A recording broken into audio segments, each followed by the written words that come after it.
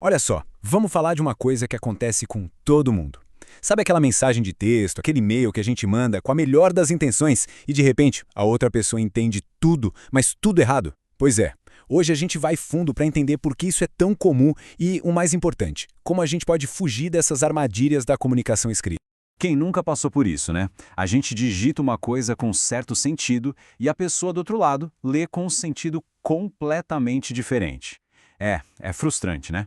Mas olha, a boa notícia é que isso é super normal, acontece o tempo todo. E a gente está aqui para entender direitinho por que isso rola. Então, o grande mistério começa aqui. Pensa bem, quando a gente conversa frente a frente, mais da metade da nossa comunicação não está nas palavras. Está no tom de voz, no jeito que a gente olha, nos gestos, né? Agora, quando a gente vai para o texto, para o WhatsApp, para o e-mail, puf, tudo isso desaparece. Sobram só as palavras, puras e simples. E é aí, nesse vazio, que o perigo mora.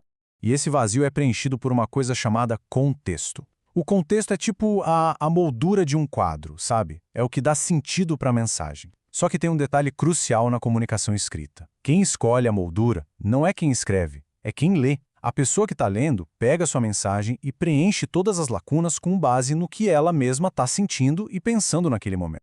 E como é que essa pessoa preenche esses espaços, então? Bom, ela usa um monte de filtros que são só dela. Por exemplo, como está o relacionamento de vocês? Como está a autoestima dela naquele dia? Ela está estressada, está feliz? Quais são as crenças, os valores dela? Tudo isso funciona como se fossem óculos com lentes coloridas. E dependendo da cor da lente que a pessoa está usando, as suas palavras mudam completamente de cor também.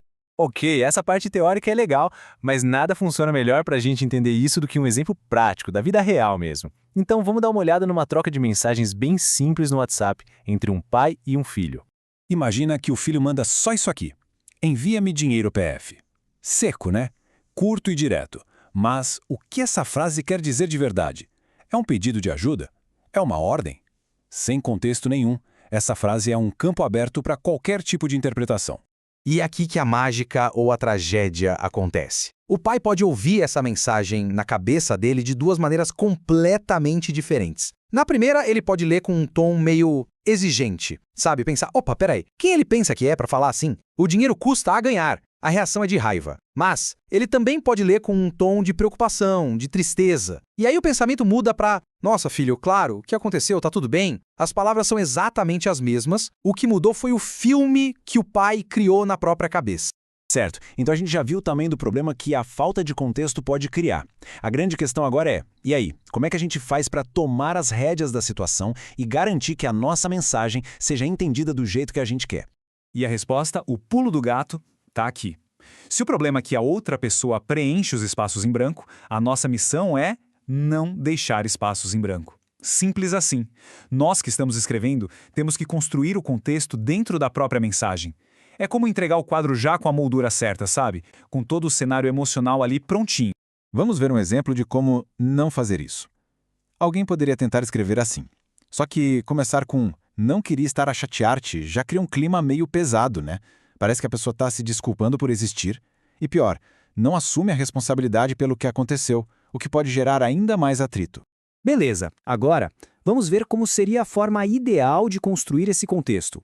Uma mensagem que seja clara, que seja construtiva e que, acima de tudo, demonstre maturidade.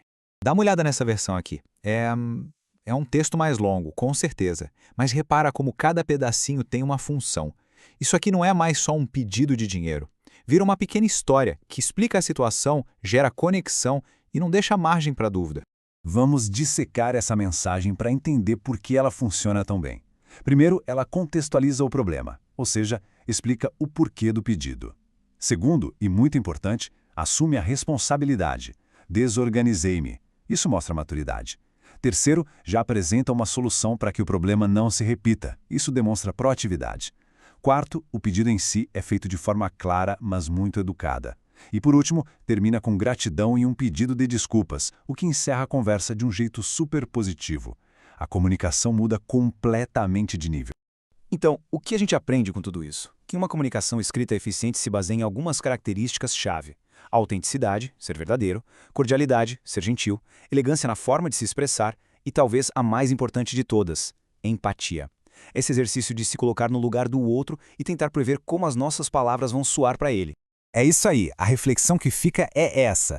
Na próxima vez que for preciso escrever uma mensagem importante, um e-mail delicado, como é possível construir melhor esse contexto?